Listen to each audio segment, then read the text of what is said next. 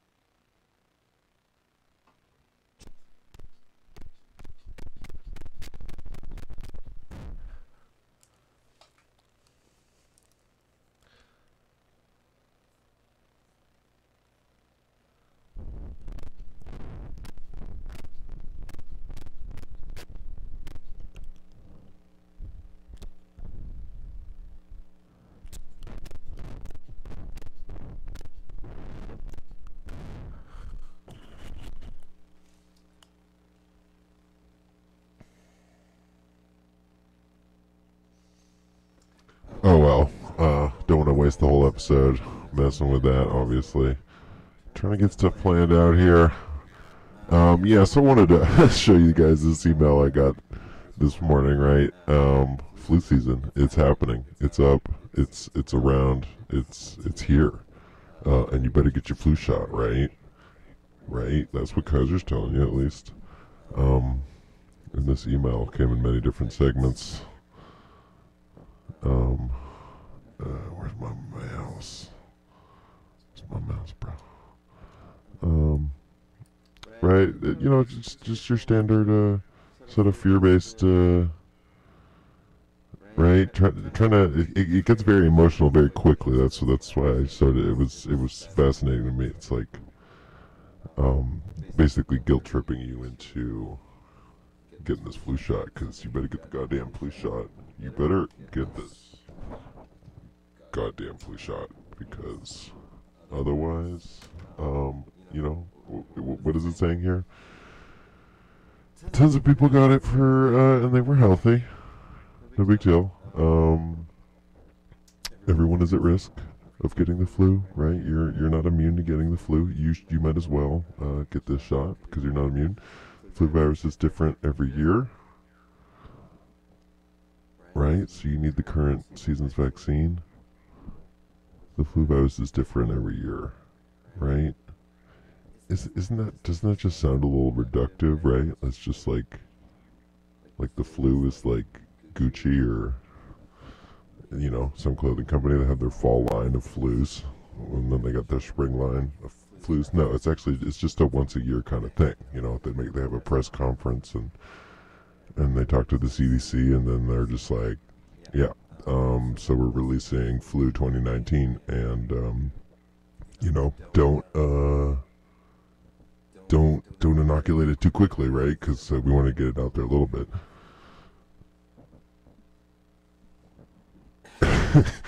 What am I trying to say?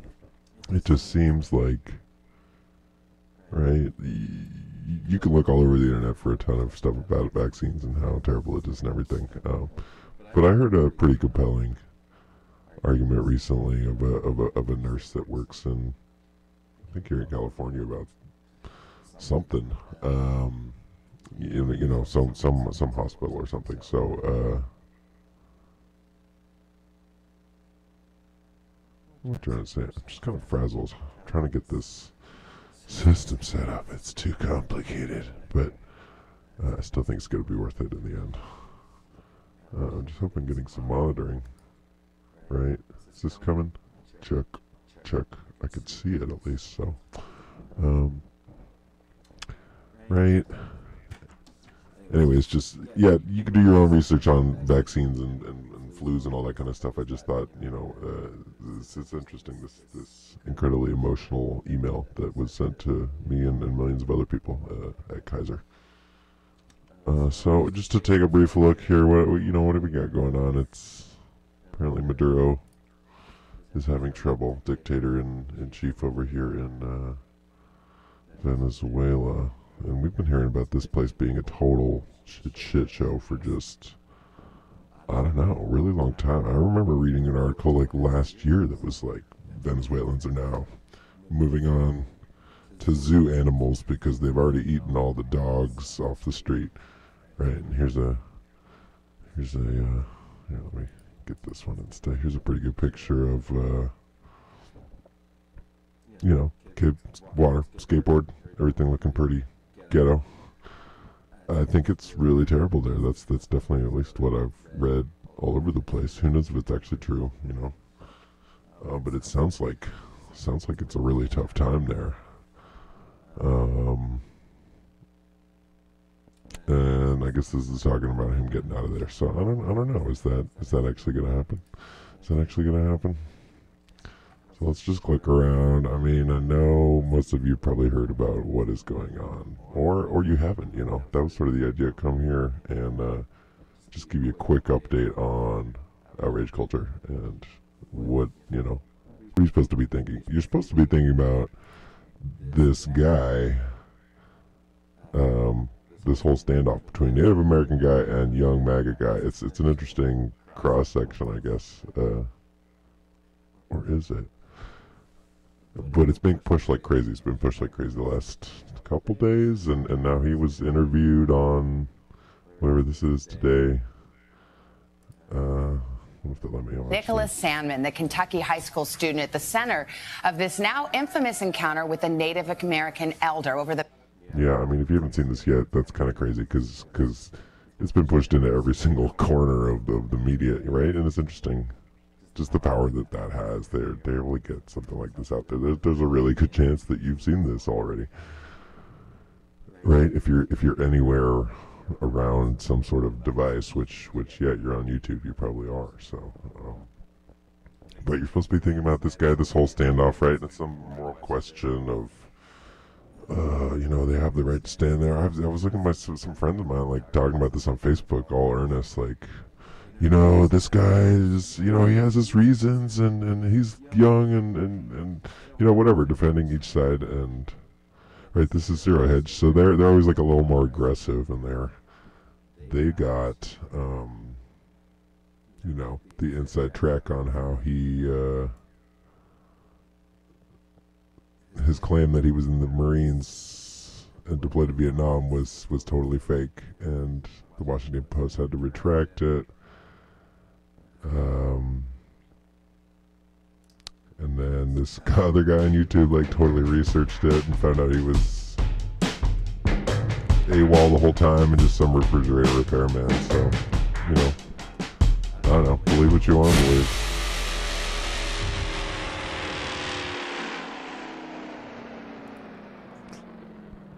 Alright, we're back. Oh, man. See, I'm trying to figure this out, right? You're supposed to see that. Moving on to the research section. Excuse me. Just, to give myself a little guidance here. And, yeah, if you know anything about numerology, things come in threes. A lot of people have talked about threes with me in my time.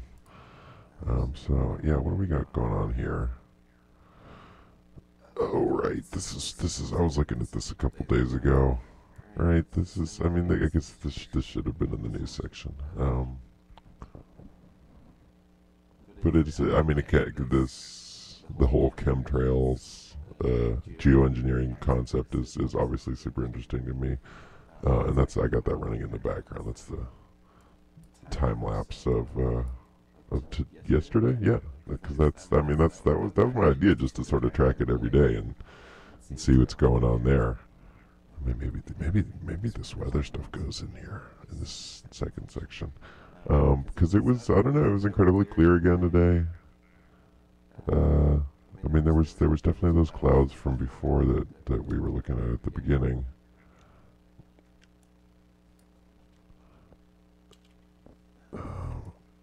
Right, I think this one's from today. It's a little more streaky, a little more, right, and I keep meaning to go check out some more cloud stuff. Maybe we could take a little time getting into that. Cause it, you know, it'd be interesting. I mean, that's what I'm trying to figure out. Like, you're looking at these clouds. I mean, you can obviously see that some of them you know, it's basically coming out of the airplane. Like, there's one right now. It's going by. You can see that guy.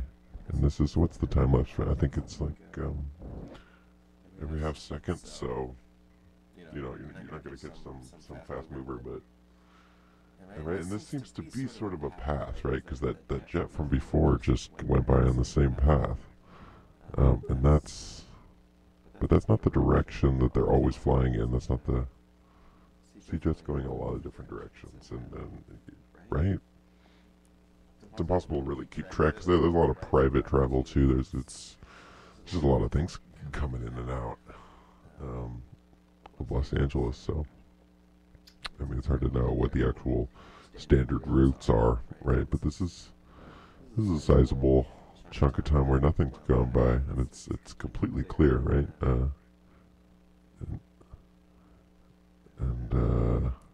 Let's get past this part where I'm here. So I wanted to see the sunset, sunrise. Oh, and yeah, I definitely take it back. GoPro, because those images you saw at the beginning with the stars, that's actually GoPro. They have like a night lapse thing, which seems to work pretty well, actually, taking long exposure. So it's actually out there running right now. I'm gonna try to get a feed of the whole night and see what that looks like, to see the stars going around. Because I'm always looking up there, but it's nice to look at a time lapse or something and see the actual time and distance gone by. Right, but this I just thought was fascinating because obviously, right, I mean, you can look up, that wasn't a very good example because it was a very clear day, but they're obviously spraying all the time and spraying different types of things at different heights, and that's a big part of the trouble trying to get to the bottom of any of this, like the ability of the human perception to like perceive vast distances. This is just not, that's not in our abilities. And you look up in the sky, it's really basically impossible to tell if you know, that plane is 100,000 million feet away, or maybe it's only like 20,000 feet, or maybe it's only 1,000 feet. Because things, what's the word, foreshorten really quickly, and it's just really hard, you know. So here's a study, basically. Let's get into this. Somebody, MIT, Harvard, or whatever, this lady wants to put, right, and they just make it kind of quirky and fun. Like, let's, you know, what if we put antacid, you know, let's just grind up some Tums and like put them in some airplanes and spray them out, like what it, you know, maybe that, because our planet has like an upset stomach, maybe these antacids are gonna help it out. And you go and read the article, and it's what this lady, yeah, calcium carbonate, which is, yeah, definitely in antacids. It's all Harvard researcher, and she's like doing all these studies and made a bunch of models, and it's like you know, maybe this is gonna work. We have some custom designed test balloons that we've just developed, and you know, we're just trying this out for the first time. Maybe it's gonna work, right? Like, damn, serious nonsense, I would say, because they've been geoengineering for an insanely long amount of time, and there's just no chance that that's right. I don't know. You read the article and it just treats it like this is some new development. This has never happened before, and what a great idea that she came up with. But it's obvious that you're right, and also pinning it on this one girl as like a research student and making it seem like this small potatoes thing when yeah, I mean just look around a little bit, you'll find a ton of stuff about the history and how long it's been going on, and I don't know. You gotta look into it yourself as well. But I also wanted to get into, right, because that's just sky watching, and fascinating to do. But I was getting into this today. I don't know if you've heard of this channel, John Levy, but he gets into a bunch of this isn't really the video I want to show. Right, Inheritors of a Nation. He gets into false history and a bunch of that kind of research, and this one's pretty striking to me that he was talking about the basic premise being right, the gold rush happened. This window. The gold rush happened. When did that happen? Like, and that's his whole premise, is that the timelines have been faked or modified or sort of changed in some way, right? And so the gold rushes, that was all through the 18th century, right? And when you think of gold rush, like you think of like this dude, right? He's like panning for gold out in the wilderness, and like they don't have a lot of supplies, but it's like there's money to be made out there, and that they're willing to take the risk, and that it's a big part of like Americana. This whole gold rush thing. You go out to the boonies, and it's the Wild West out there, right? And you go shoot some guys that are talking against you, and I don't know, go drink some whiskey. Like, it's that whole Western mythos comes from this sort of era, and right, a lot of it's always depicted as like just some quickly put together like clapboard town that came out of nowhere,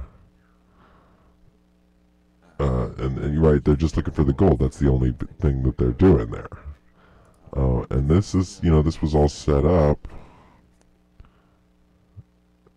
Where's San Francisco?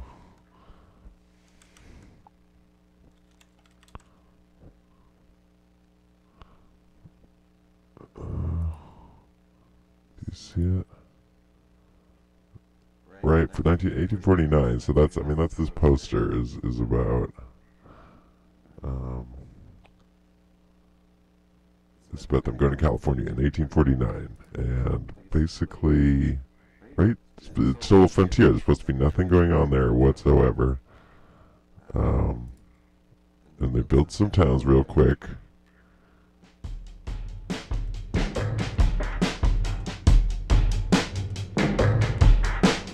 Yeah, I'm out of time on this one, but this gets into symbols as well too. We're gonna move on to symbols, but right, this whole place is full of symbols, and his whole concept was basically that, right? It went from nothing in 1849, and then 50 years later, it was this gigantic, massive monster town with full-on grids and totally planned out. And this is a picture from the 50s, or no, 1900, right? And it all burned to the ground, and there's always all these problems and stuff. But basically, like, think of your life or anyone, your parents or something, that's 50 years to build all of this, right? From like nothing to some little shanty town to this monster. Because this is the fire of 1906. That's only 50 years after they got there, right?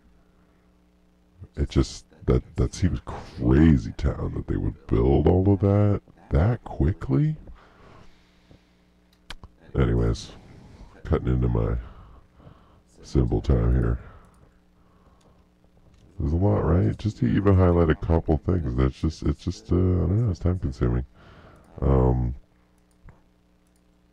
So what do we got here? I was watching Roswell. I missed the premiere for some reason. I don't know, but if any of you out there watch TV, there's TV Muse went down, and then it was a little difficult to find out when stuff was actually airing. Let me mute that for now.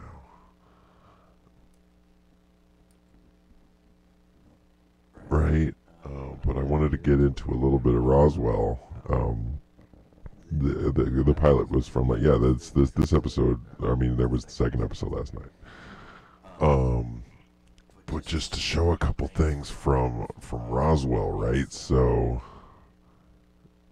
here's a mainstream TV show that they're trying to get us, to think about what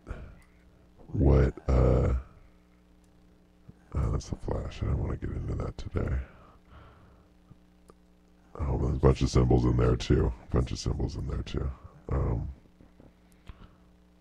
these linked? Roswell. Yeah, no, let's get back into Roswell. So right, they want to show you what, at least a Hollywood version of what Roswell actually is, right? And you're supposed to, right? So in real reality, we would say, like, aliens, I guess, maybe sort of, although it's in the news all the time now. It's really getting pushed pretty hard. And this is just another testament to that. This is just some more mainstream entertainment that is focused on the supernatural and aliens, which is basically like CW's entire catalog at this point, I would say.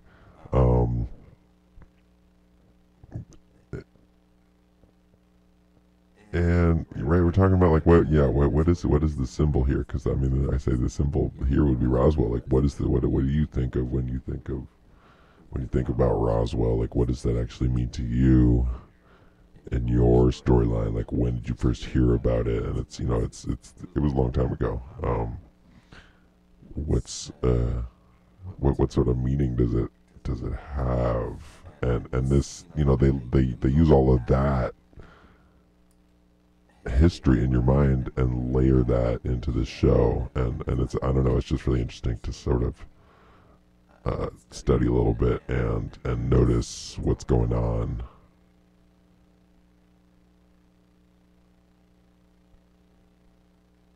And right, this isn't gonna make me look too good right now. Right, because this I found fascinating is a scene. Right, this is a little side character. I don't really want to ever get into the plot. It's more about the symbols and the ideas that they're portraying and trying to slide in there too. Very subtle hints about what you should feel about society and different types of people in the society. You're at home, you're relaxing, and you are ripe for getting this inserted into your mind, what to think about a certain subgroup or category of person, right? So I'm gonna unmute this. This is they're in Roswell, right? And this is just a guy that's in the restaurant. Let's see if we can. I want to test this stuff too to see if I get. I know you think you're safe, but you're not. Aliens have already ruined your life. Aliens are the Illuminati. They're conditioning us. You ever tangle with Beyonce fan on Twitter? Relentless. They're brainwashed by subliminal messaging in the music. And soon, the war for the soul of America will be on. This is the Gravity of It All podcast. Now, word from our sponsor, Alpha Testosterone Gel Caps. right? And so this is obviously, right, their version of some like internet psychopath. He's at the coffee shop with his mic and everything, and he's recording his podcast. And I mean, it's sort of I'd say it's pretty close to like Call for an Uprising or something like that, where he's calling out all these symbols and things in pop culture and saying that it's crazy town, right? And that there's some unified grand scheme there, right? There's just so many layers to unpack of what's going on here. You know, it's like exactly this topic of trying to like get to the bottom of stuff, and honestly, you know, just thinking out loud about like what could things mean, and what is actually the nature of our reality. Like all of that's just totally lame and something psychopaths do. And you obviously would never want to do that, because look at this guy, he's such a goddamn loser. War for the soul of America will be on. This is the Gravity of It All podcast. Right, and it's always, you know, it's also very Alex Jonesy, right? But it almost feels like they're gonna move into conspiracy culture pretty soon, because right, I saw this whole pattern go down when with Alex Jones, right, when he was big in the news. That's when they took him off the radar. You know what I mean? Like he was totally like underground or whatever. I mean, I guess he was on Fox Radio and then some other, you know, it was easy enough to find Alex Jones if you were staying up late and looking at anything. That's where I heard him for the first time. He was on Fox News AM radio as I was doing Republican research. I stumbled upon him, and you know, but then he fell into the mainstream culture, and then all of a sudden he was the scapegoat, the poster child for everything that was going wrong in journalism and this whole, you know, he talked Trump, and you probably know the whole story about Alex Jones, but right before that actually all went down, there was little hints of it, and also all throughout their characters, like in what was that, in Homeland there was an Alex Jones character, and you know, a bunch of other places the character started to show up, and they would talk about him all the time on different talk shows and everything, and right, and then it wasn't until months later that they pulled him from the platform, and and everybody cheered, and it was a happy moment.